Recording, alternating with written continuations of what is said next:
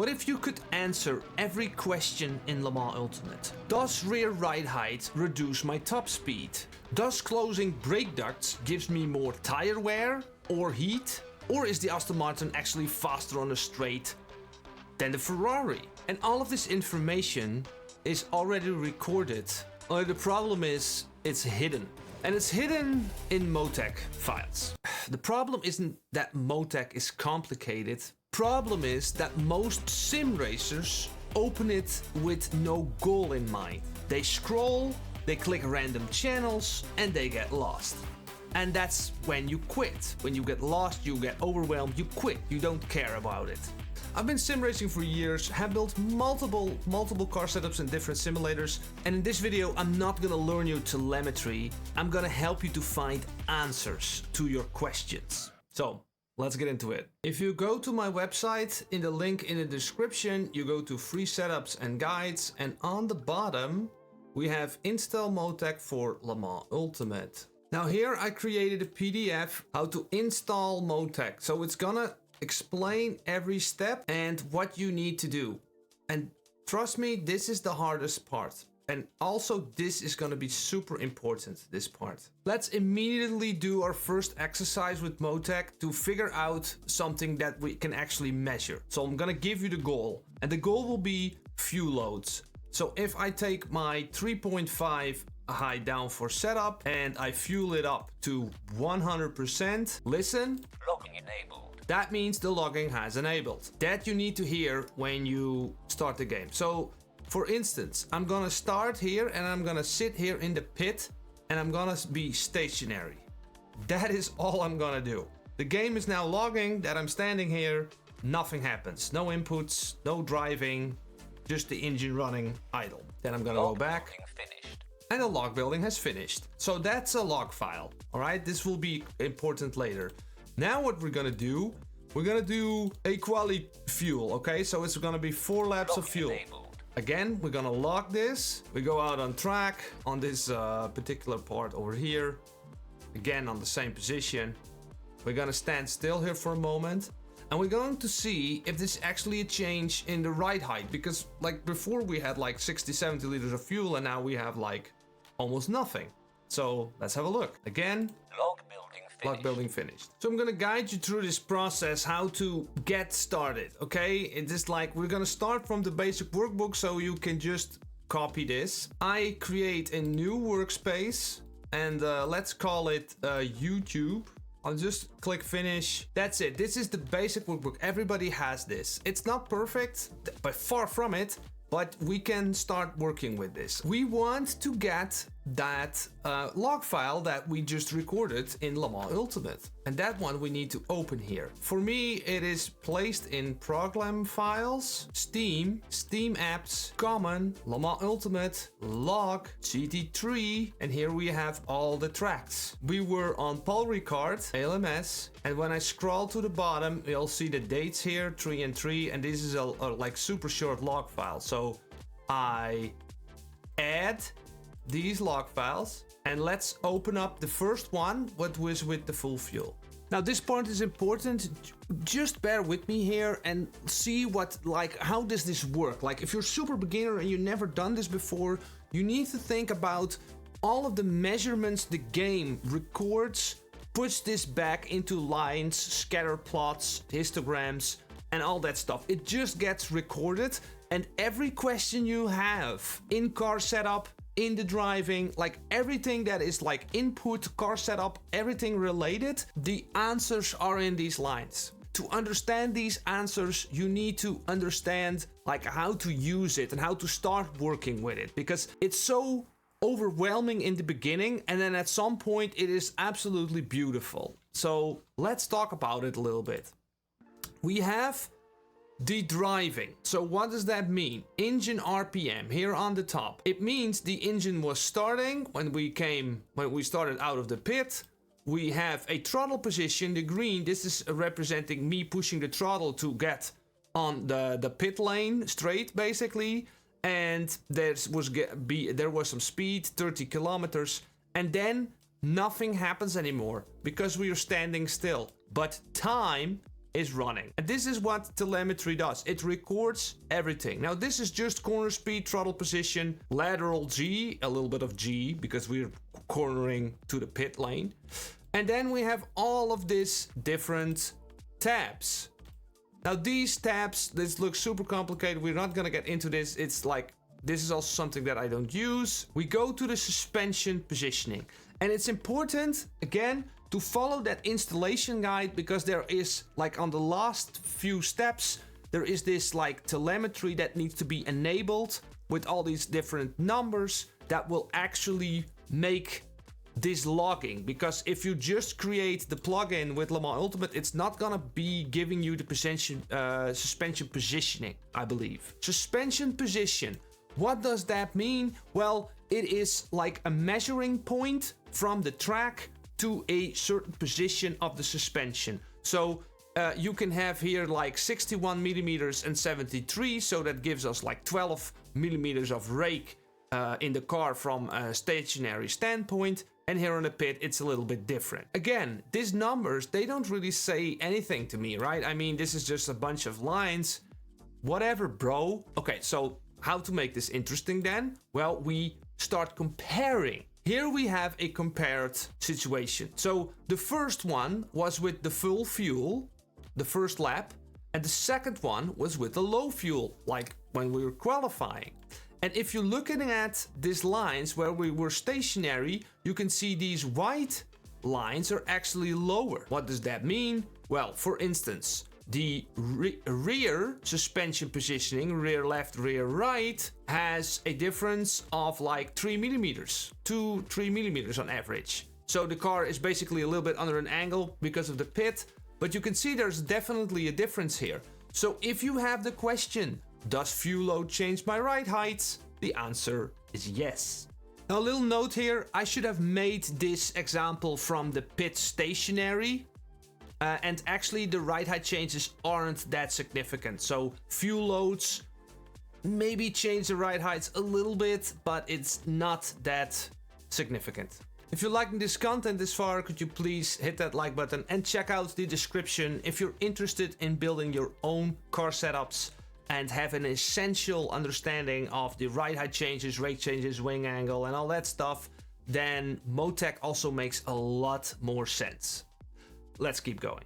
You can figure out the ride heights and fuel loads, but let's go to a more practical example and let's compare two different cars, for instance on Silverstone. So I open up the Silverstone race that I did in a Ferrari and a Aston Martin. When we go again to this part of the MoTeC, so that is that data, and you go to the fastest lap, lap 10, with the Aston Martin, and this one is going to be the fast lap of the Ferrari. Now the MoTeC itself is going to give you all of this stuff, and I don't think this is really useful. So let's create another worksheet over here, and we call this with right mouse click button, new worksheet, and we call it top speed difference between cars. Now you get a new workspace and you can add a time and distance graph. Super simple,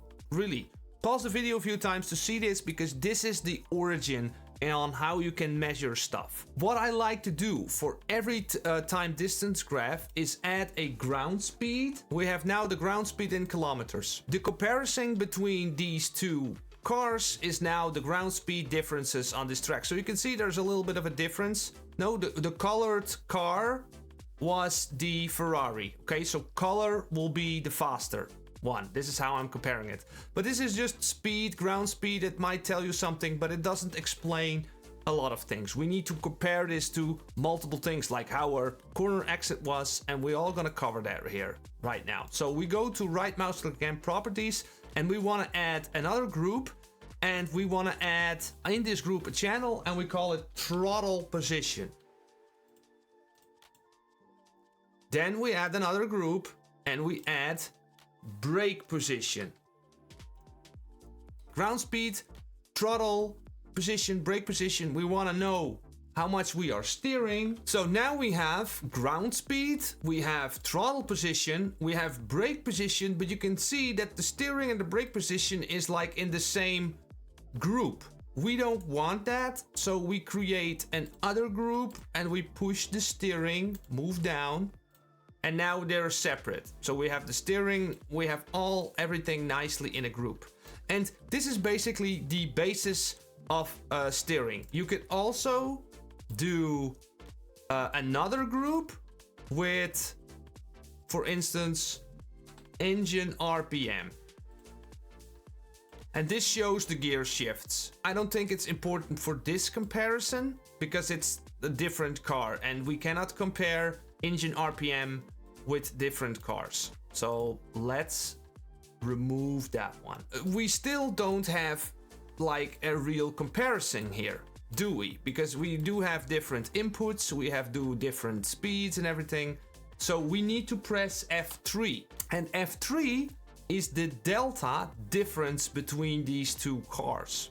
So at the end of the lap over here, we have gained 4/10, meaning the colored lines, so the Ferrari is the colored line, was actually like 4/10 quicker. But we do lose time here on some sectors. Now, by any means, these are not perfect laps. The better your laps are, the more consistent your laps are, the more you can measure these differences. It might still not be clear what we are here. So if we press but a letter number T, we get a track report over here. So we can see where this is actually happening on track. So this is the start finish line, the red line over here. And if we go here on track, you can see we doing this corner. And this corner, we have the throttle position. At this stage, we gained a little bit of time, like we gained like a half a tenth with the Ferrari. So the corner speed is higher, but we are losing time over here on the straight. Important to note here, if we have this lap 7, this fastest lap of the Ferrari compared to the Aston Martin, we want to kind of see like if this the top speeds like a difference. So if we look at the input telemetry over here, I'm basically never ever doing exactly the same throttle position, figure out if I'm actually losing the speed. How can we do this then? Well, we can shift the graphs. So if you go to right mouse click again and you go to data offset and you click on show data offset axis, we can shift these lines. So you can see the lap is basically from a different position. And if I now align my ground speed line, so this one, I align it exactly the same, we start from the same speed. So it means when I zoom this at this stage, like we hitting the throttle, we were a different throttle input, but the ground speed now is the same. We can see that we are at this moment in time. And as we are on this straight, so we exiting this corner, we go to this straight. So that's like the beginning of the middle second sector. And you can see I am still losing time compared to the Aston Martin. And at this stage, right before the fast right-hander, you can see that I am losing 2 kilometers on the Aston compared to the Ferrari. This is a real, and they're both on high wing, by the way, because I know this, I'm driving high wing setups on Silverstone. So this way I can fully explain with telemetry that there's definitely speed difference and there's basically no guessing here. This is just raw data. If anyone tells you that their Ferrari is faster on the straight, they're doing something with the wing settings. Another great example of why this Ferrari and like how to improve lap time in general is basically this part here, the throttle position. I can hit the throttle here so much earlier than the Aston Martin, and you just can see that how that lap time is coming towards me. Just this exit alone gives me like almost 2/10 on the acceleration all the way up to the start finish line. There are paid apps and telemetry tools that you can use to squeeze out more lap time, and I think these ones are really a lot better than MoTeC. But in this next part, we're gonna talk about how to spot tire wear and the endless limits in MoTeC that these apps probably will not provide. So you can also measure tire wear with different settings in your car. So let's say you added rake, you changed brake bias, or whatever change you did, you can just add tire wear to the rear left over here, and you can see here that there is a difference in tire wear. So what happened here on the bottom is I spun it, basically. You can see the speed difference is low here. And you can see that this line carries the wear throughout the track. Now again, if you add temperature to this mix, so let's say this is the worksheet again, and I add another channel, I'll say tire carcass temperature on the front left. Okay. Then here it will show you the temperatures. Now there's like a little bit of a differences in temperature in these tires. You can see it's wearing more, so it's hotter. So I might use more steering. So you can look at here also the more steering. And this is a rabbit hole of MoTeC where you can get really lost in. But you can get a lot of answers from this. The most important thing about this video is to understand a goal.